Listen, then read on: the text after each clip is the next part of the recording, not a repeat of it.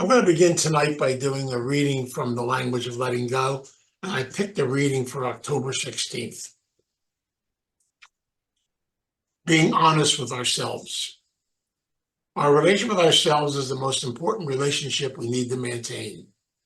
The quality of that relationship will determine the quality of all of our relationships.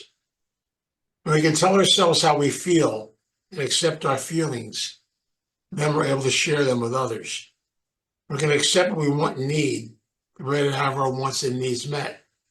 And we can accept what we think and believe and accept what's important to us. We can relay it to others. We learn to chuckle at ourselves. We'll be ready to laugh with others.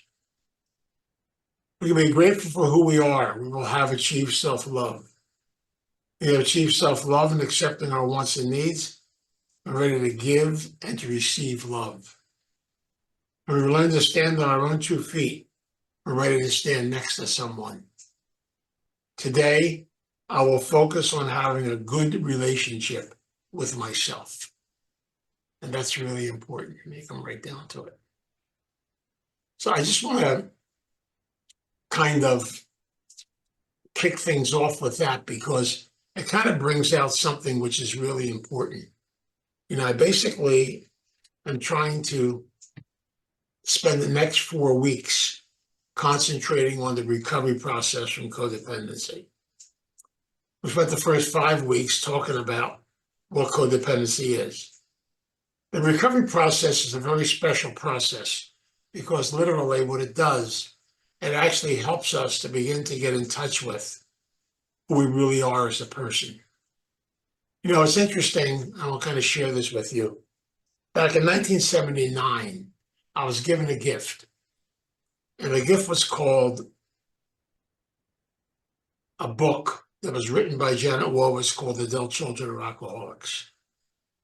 I didn't know it then, but when I read that book, it's almost as if the lady lived in my house. It scared me.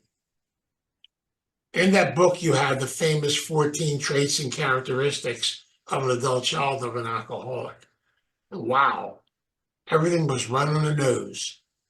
I connected to it in so many ways. As a result of that, I began to really work on the concept of codependency.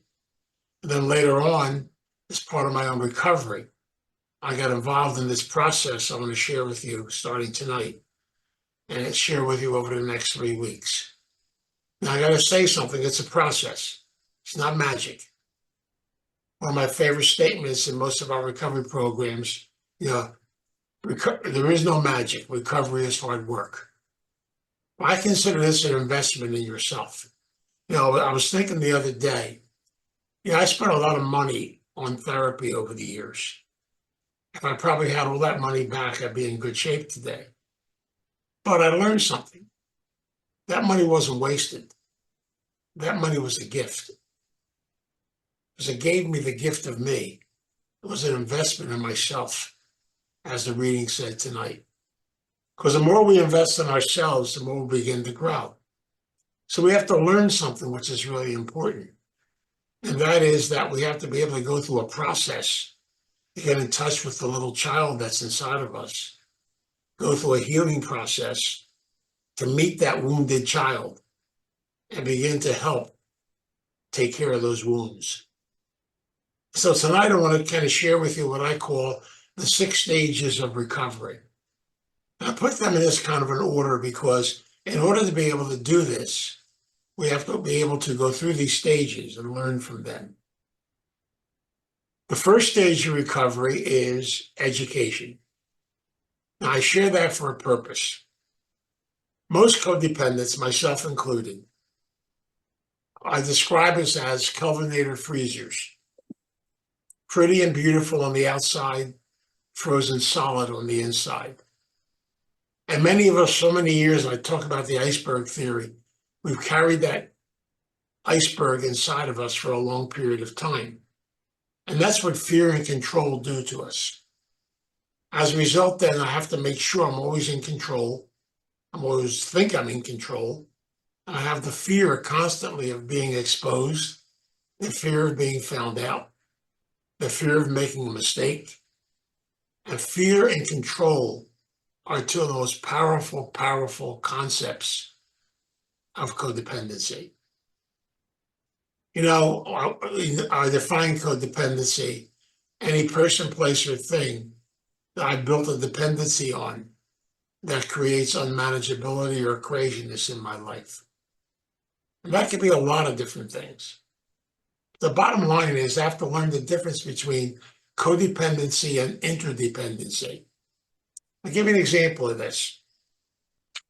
Most codependents have this drive inside of them. We all want to fix people. We all want to take care of people. And, you know, we think that we're fixers. We're not. But anyway, typical codependency is a little lady standing on a street corner, runs up to her, grabs her by the arm, and starts to help her cross the street. Halfway, you can't understand why she's resisting. Halfway across the street, she takes your cane, smacks you on the head, and says to you, I don't want to cross the street. I was standing there waiting for a bus. But see, that's called codependency. Interdependency is you go up to the lady and say, do you need help crossing the street? You asked her. And she might say to you, no, I'm okay. I'm just waiting for a bus. No problems. Plus, you don't get a headache from the cane either. Well, see, the concept is we have a tendency to decide for others what they need. And then what happens? We get ourselves in trouble. Believe me, I'm the king of this. I've learned all this the hard way. I got plenty of canes bounced off my head. That's why it looks the way it does. But the bottom line is I'm learning over and over again. And sometimes we got to learn the hard way to learn this concept called interdependency. And yet, because we need to learn about it, we have to go through a process. So education is the first stage because so many of us don't have a problem with what I call intellectual recovery. And that means I can figure it out. I try to control it in my head. Remember I told you this is the control tower. And we do that for a purpose because many of us have gone through trauma, hurt, and pain. We never want to go through it again. So therefore, I'm going to ask a lot of questions and make sure that basically I'm able to actually work through this whole entire process. So education is a big piece of it. Now, I know codependents. I have to, especially I'm looking at some of you in here. I'll give you the information, and then basically, please don't do this. Don't go home tonight and decide you're going to get everything done by midnight tonight. Don't do that, please. One of my favorite codependent stories, and I love it. Some lady came up to me after a lecture one day and said to me, now, Vince, tell me what books I should buy so I can actually bring them to my therapist so she can learn about codependency. Then she can work with me on it. We are the only people on the face of the earth that literally want to train our own therapists. We're amazing. Because literally, in reality, we have a hard time not being in control. And so in the educational area, I can learn about codependency. There's plenty of books I can read. There's Adult Children of Alcoholics, Codependent No More, Beyond Codependency, all kinds of good stuff Melody Beattie put out about codependency. There's a lot of good stuff out there. And even the book I wrote on codependency. But the bottom line is there's plenty of information. But that's all it is information. Because sooner or later, we have to be able to go to the second phase of recovery. And that's not easy because I'm used to analyzing. I'm used to trying to figure it out. I'm used to being in control.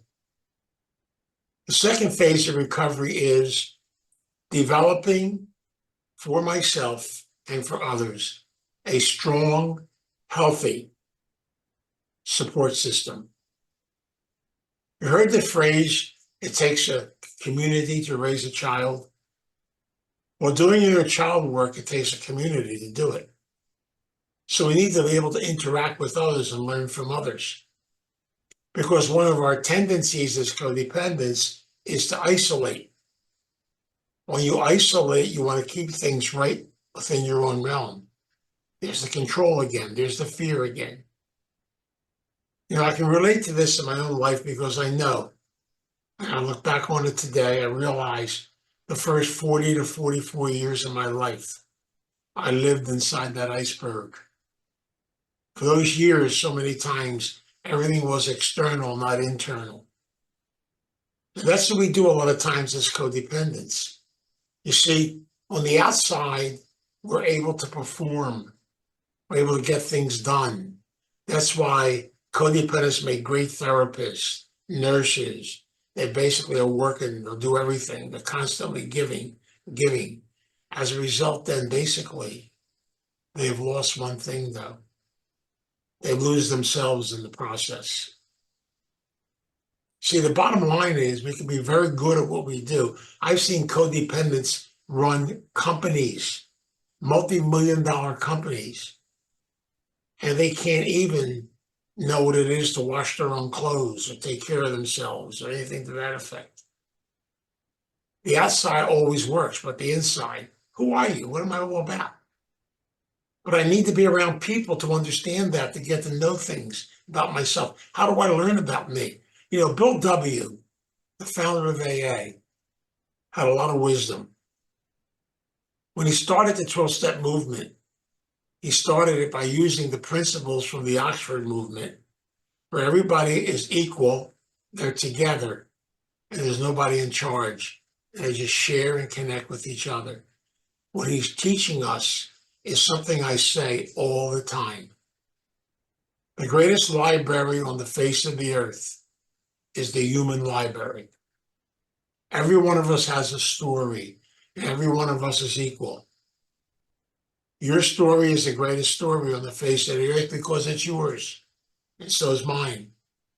And therefore, whenever we get the opportunity to share our story, to share our experience, to share the things we've gone through, we learn and we grow from one another. The wisdom, the learning, the process, I truly believe, comes from my interaction with others, from the experiences I go through. I was talking to someone the other day, I'm not going to say who it is, but they're 19 years old. And they were telling me all the things they're going to do in life. They got their whole entire life mapped out until they're in their retirement ages. And they got that all figured out at age 19. It's fantastic. And I just smiled. And I says, oh, that's interesting. I said, what are you going to do when you have to make some changes? Oh, I have my plan. I have my plan. I says, okay. And in my mind, I was saying, yeah, the plan's interesting. It's nice.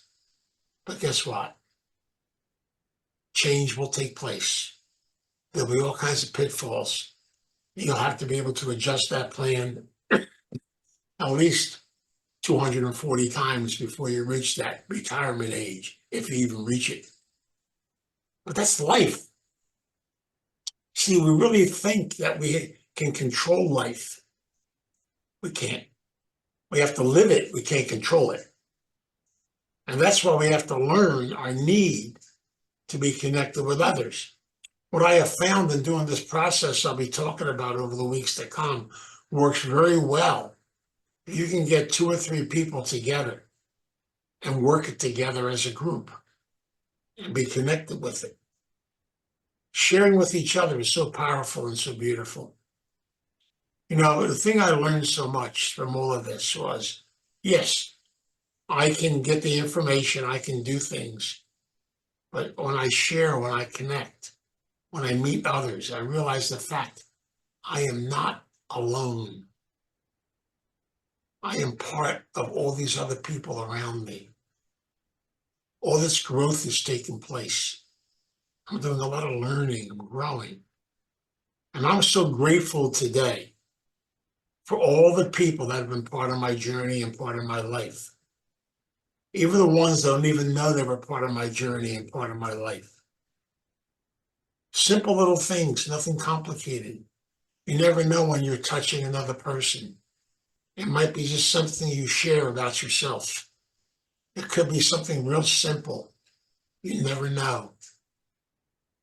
And that's what it's really all about. And that is the importance of this process. To help you through this process, I want to take you on this journey. I'm going to go back to the first and second segments in a few minutes. So I want to kind of summarize the other ones. The third phase of recovery is called the affirmation stage. Now, what we do in that third stage of recovery, we actually try to teach all of us how to be able to affirm ourselves in a positive way. Because I'm a firm believer, I don't want to do my family of origin work or my inner child work unless I do it with a positive attitude. Because we have to learn something which is hard for us to do sometimes.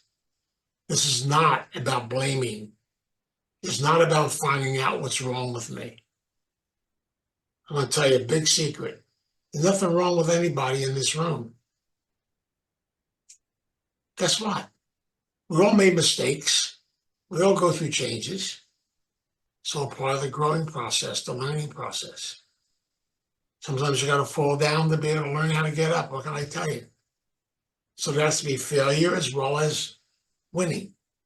There's two sides to everything in the course of the journey in life. So I'm going to learn through affirmations and affirm myself in a positive way. And during that process, I'll show you techniques and ways to be able to do some of the stuff I'm talking about. The fourth stage of recovery is referred to as the self-parenting stage. How to begin the process of learning a beautiful technique of being able to parent my child. And we'll spend some time during that period, we do go through that stage of learning how all of us have inside of us a child and an adult, how to blend the two together, how to be able to be our own parent, be able to get our needs met, to be able to grow. The fifth stage of recovery is called family of origin work. It means going back into your history, being able to acknowledge your history, being able to, almost like a fourth step in many ways, only a positive fourth step. To look at my history as my teacher, to learn from it, and to grow from it. Then finally, the sixth stage is called the inner child stage. See, I share this for a purpose. So many people come to the starting point, I met them over the years, and they all want to do inner child work. And I try to tell them, doing inner child work is doing those first 5 stages first. It's getting ready to go meet that little child inside of you, be able to hear it, heal it. We'll talk a lot about what I call the wounded child. And also talk a lot about what I call the warrior child.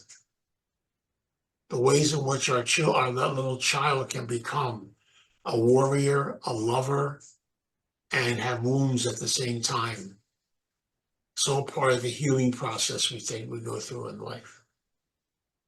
But for tonight, I want to concentrate on the first 2 stages and give you some ways in which we can work on this project and begin to do it. Now I'm going to ask you to do some things to basically help you to be able to put this process together. As homework you can do, you can begin to do it yourself. And again, I'll give the homework out. But here's the key. If you don't get it done, you can still come back. Okay? I got to say that because I get phone calls this week. Pat always calls me. I'll get phone calls this week. Can I come back because I didn't do it? No, you can come back. And that's important. These are just suggestions. The first suggestion I give is to get yourself 2 notebooks. Go to the $1.25 store. Gotta remember to get that quarter in there and buy 2 notebooks. One's gonna become your negative notebook and one's gonna be your positive notebook. Then if you go to the website, startingpoint.org, scroll down to Vincent's Corner, which is my my YouTube page, go down to way down to the bottom of my YouTube page and you'll see additional resources. In those resources, you'll see the 7 questions based on your childhood.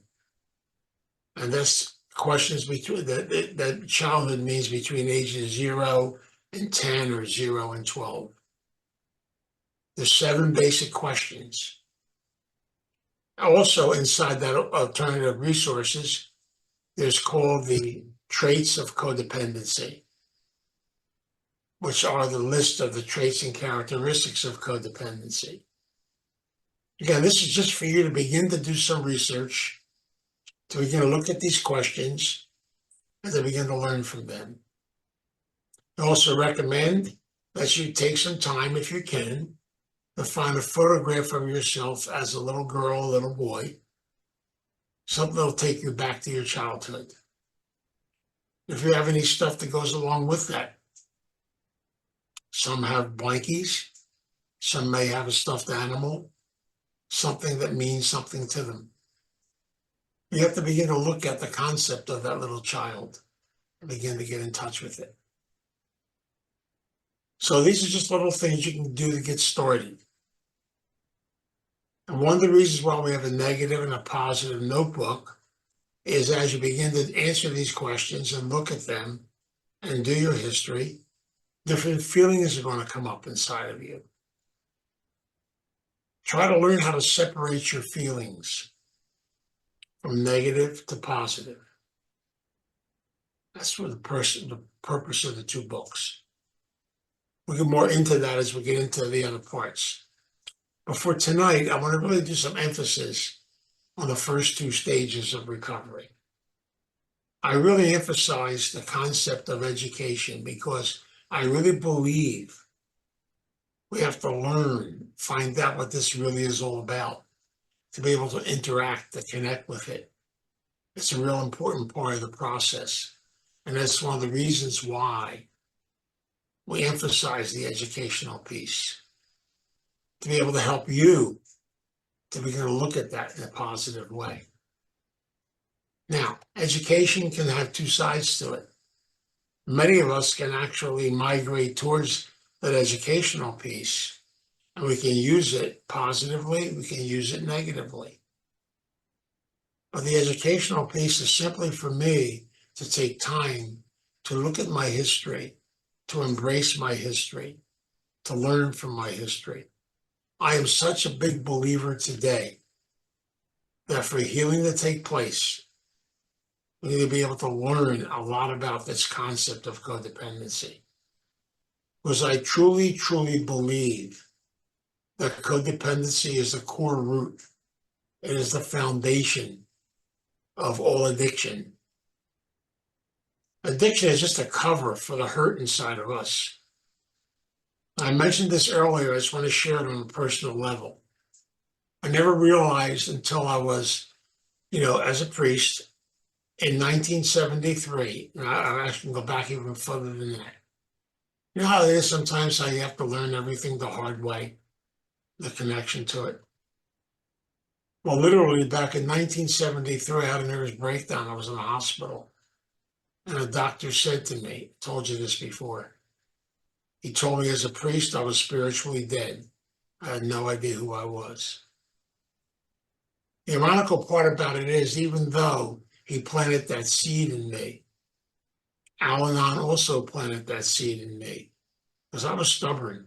I went to Al-Anon to get the formula how to fix my pastor and other people. These people kept telling me to work on me. Finally, in 1986, the message got across to me. Finally, in 1986, I began a whole new journey and a whole new life. You see, I had these fears inside of me. Fear of change, fear of growth, fear of honesty, fear of learning. Because literally, I didn't know who I was, so it was easier just to be the outskirts, the external. Did I do a lot of good? Probably. I don't know what I did. But the bottom line was, I never knew what was going on inside of me. I started Starting Point, organized halfway houses, ran programs, was involved in 7 different rehabs, all over the, when you don't want to look at you, it's much more fun to be busy, busy, busy, busy, busy, busy, busy, busy, busy. You never have to stand still and look in the mirror. And that's why it's so important to understand, to try to learn as much as you can about yourself, because our history is ours. I even found how important it was for me to go back and look at my mother's history, my father's history, my family's history. Because I found out, wow, I learned a lot about me by going back and looking at their history, what they came through. And to be honest with you, I don't think I could have got through half the things they got through, because the world was a lot different back then. So we have to learn after a while to be able to have a sense of gratitude for our history. And that's why in the educational phase, yes, it's my intellect. And yes, it's my research. It's doing all this stuff. But to me, I have to do that because I wasn't ready yet to go look at the inside of me. That's scary. It's much more, it's a lot safer to just stay on the outside, but it's not. Because then fear comes in, we lose control, all kinds of things come into play. And it can rip us to shreds on the inside. You know, it's funny sometimes when you have to walk around in isolation, in emptiness and loneliness. At the same time, everybody tells you, thanks a lot, thanks for this, thanks for that. And sometimes you just sit still and you say, what? And that's why a lot of times we migrate towards addiction. I migrated towards alcohol back then because it was a way for me to put myself to sleep at night, because I couldn't stop the outside. Then I put the alcohol down. I went to another form of insulation called my eating disorder. I insulated myself from anything, from people. I insulated myself from feelings. That insulation wasn't healthy because it kept me away from people, kept me isolated. I have a lot of gratitude today for the people who had the courage to literally keep drilling away at me that concept of spiritual growth, that concept of learning, that concept of developing a sense of yourself.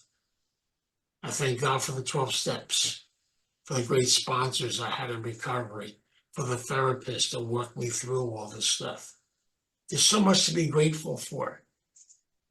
And yet I know I wasn't able to do what I do today, because even to begin to discover your gifts and your talents and the things that work and the things that don't work, to learn. You know, were my parents dysfunctional? Yeah, they won awards. Just like I won awards too. We all won awards. Congratulations. We all have some forms of dysfunctionality. We live in a world where a bunch of human beings are connected to it. If you study history, period, just get away from your own history and go look at the history of our country, history of the world. You know, you don't really have an Excedrin headache. You look at all that. It's totally amazing. Because literally, in reality, dysfunctionality is part of life. I have a choice. And we'll learn this later as we go through the recovery process. I can learn from it, I can embrace it, and I can grow from it. I am convinced that for every negative, there's a positive. But getting there and working through it is another whole ball game. And that's why you can't do it by yourself. That's why that second stage is so important. But you can't go there until you're ready to go there. There are many people I know that had to stick with the intellectual stage for a long period of time. One of the funnier stories about codependency. Some lady came up to me one day after I gave a lecture and said to me, "Vince, I got to tell you about this." I said, "What?" "I think I found the answer." I said, "You what?" "I think I found the answer. I found this program that I can go to for 5 days. They're going to do intensified therapy on me. Around the clock for 5 days. They're going to go to the core, to the center of everything. And then I'll be able to come out and I finally have this all together." I said, "How much is this going to cost you?" I said to her. She said, $1,700. I said, "Do yourself a favor, will you? Go on a cruise with the money. Go on vacation. It'll do you a lot better. Because we're not supposed to open ourselves up that quickly. We learn from the film. We do things slow, gradual. We experience and we grow. So growth is supposed to be a slow process. Anybody who had any kind of an injury, you go through it. The whole concept of healing is slow. It's gradual. I'm going through this right now with my back, that fracture I had. Yes, the fracture is healed. But how come it's not totally going away yet? How come I still got to do treatments? How come I still got to do all the exercises, go to physical therapy? Shouldn't it just be cured just like that?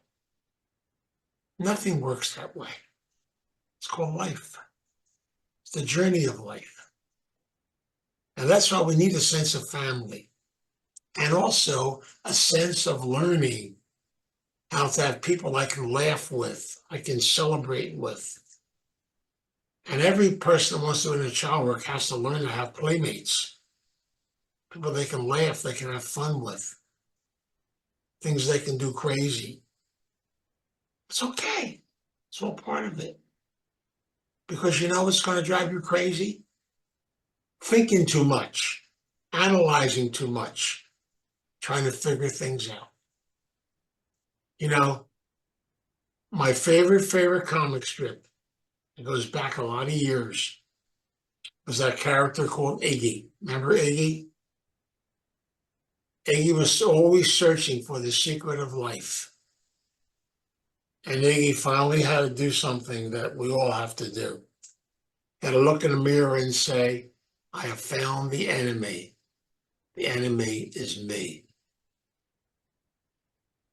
And then he wanted to find the great guru to teach him the secret of life. We're all searching for the big guru. There is no guru. There's just people. When he found the guru, he asked the guru, "What's the secret of life?" He said, "Go down there and live. Do the best you can do. Learn, grow. And you're never done growing. You keep learning. You keep discovering. Keep finding things out." Everything about life is this constant process of energy, of learning. And yes, you're going to make a lot of mistakes along the way, a lot of changes along the way, a lot of things that might work and might not work. We'll go through losses. All these things are part of this big mosaic, the beautiful thing called life. So learn as much as you can. But remember, don't try to do it by yourself. We need people in our life. Interact with people. And don't worry about the externals. It's the internals that count. Remember a good friend of mine who dealt with his codependency issues eventually. But he was basically, I have to tell you the quick story. He was divorced and basically divorced for quite a while. And he's getting a little bit old, in the 50s. He considered that being old. It's not really old. Anyway, he basically was looking for somebody to share his life with. But he had this thing he couldn't shake. You know, the girl had to be, a model with Vogue or someplace, I don't know where. Always looking about the outside, the externals. Right next to him for a long period of time is somebody he met in recovery, who was gentle, who was kind, who was a good friend to him, who shared things with him. He actually was around her for almost 3 years before he realized, wow, she's a pretty powerful lady. Yeah, she wasn't a model for one of those magazines. She was a simple person, but she had so much inside that was more important. And after a while, we appreciate that. So I'm going to tell you a secret. Please don't tell anybody. I'll get in a lot of trouble. You're going to get older. You're going to go through changes. And guess what? Look at Facebook. You have all the magic pills and vitamins and everything that will help you not to age. They're about making money for themselves. You're going to still age. Believe me, you are. You're going to go through changes. You're not going to be able to do some of the things you used to be able to do. Isn't that part of life? So you have to adjust. And yet, how do I learn how to adjust? By being connected with other people, watching them adjust. They teach me how to adjust. That's why those first two stages are so important. So I want to kind of finish up tonight before I do my prayer. Ask you one more assignment. We're going to talk a lot next week about affirmations. And one of the ways of doing that is to learn to begin to do a little bit of inner child work. I'll give it to you. I'd like you to have the opportunity to make believe you're just being born. And if the higher power of God comes along and says to you, I'm going to allow you to create the perfect family for you to live with. It's called fantasy and imagination. So try to push your own family aside. Don't worry about them. We'll get back to them. Create that fantasy family. Let yourself be a child just for a couple of minutes and create that fantasy family. Have some fun with it, But we have the hardest time because, I don't want to upset my mother. You're not telling your mother about it. You're doing your own little fantasy. It's not about your mom or your dad or anything else. It's about you allowing yourself to be a child. See, children have something called imaginations. And you're allowed to have and enjoy them. We're going to adjust them later. So my prayer tonight is that we can just take this process, begin to live it, begin to open it up inside of ourselves, and begin to realize the value of it as we grow together as people. So let us pray. God, we come before you in prayer. We ask the God of our understanding, our divine presence, to be our guide, to be our strength, to teach us the importance of being open, to teach us to always be learning and growing.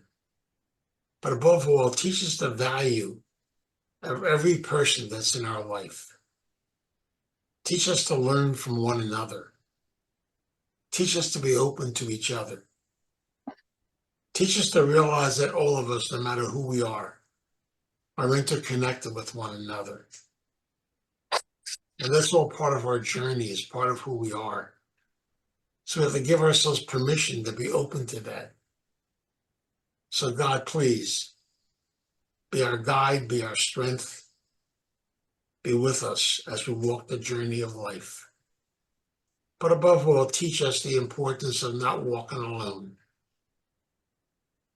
That we need to walk together with others, to be open to learn, to be open to grow.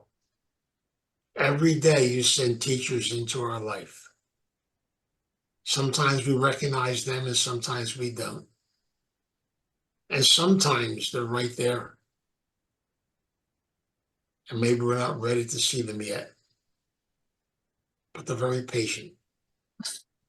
Because you're very patient with each and every one of us. So thank you, God, for the gift. Thank you for the gift of recovery. Thank you for the gift of life. Teach us always to be grateful. We pray and we ask this for guidance and direction. And we ask this in your name. Amen.